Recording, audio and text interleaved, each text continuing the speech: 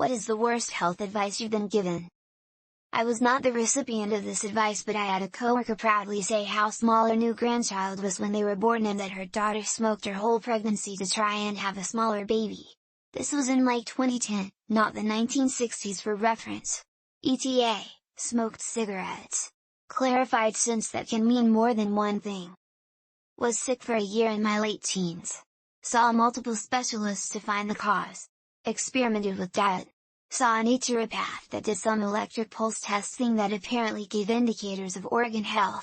After a few visits, and months of eating the weirdest shit, the test said things were improving, including my gallbladder. Months went on, but I was still quite sick. I eventually ended up in hospital, and one of my specialists decided to take my appendix out on a whim to see if it might help. Turns out I had something called a grumbling appendix and it completely fixed me. Funny thing is, while they were in there, they discovered I was born without a gallbladder. My primary doctor kept telling me that nothing was wrong with my thyroid, and I was a hypochondriac. I had been told at 12 years old that I had thyroid issues, and she told me that doctor was wrong. I had to see a whole other doctor to get a referral to the endocrinologist because she literally refused to refer me to one. The endocrinologist said, I had scarring all over my thyroid, I had Hashimoto's, and my levels were horrible, and she didn't know what the doctor was talking about. She said she was glad I advocated for myself. When I was a teenager, I phoned Kids Help Phone to get tips on how to support my friend who was depressed. They suggested that I make new pals. I wish this was a fiction. Edit, just to be clear, we didn't talk for very long.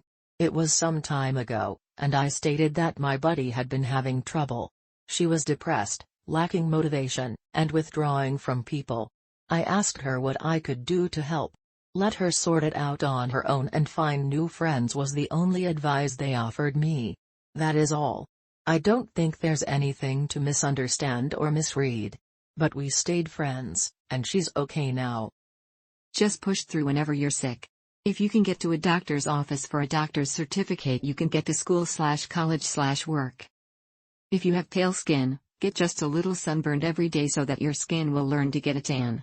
That's how everyone else does it. My solar keratosis skin cancers would beg to disagree. Doctor said certain pain is normal as you get older. Turns out it was cancer. Someone just told me to go have exploratory surgery for a condition that I don't have any symptoms for.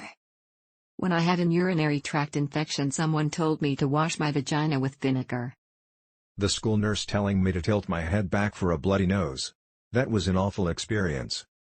Ignore it till you can't anymore, then get it checked out. I tell myself that anyway.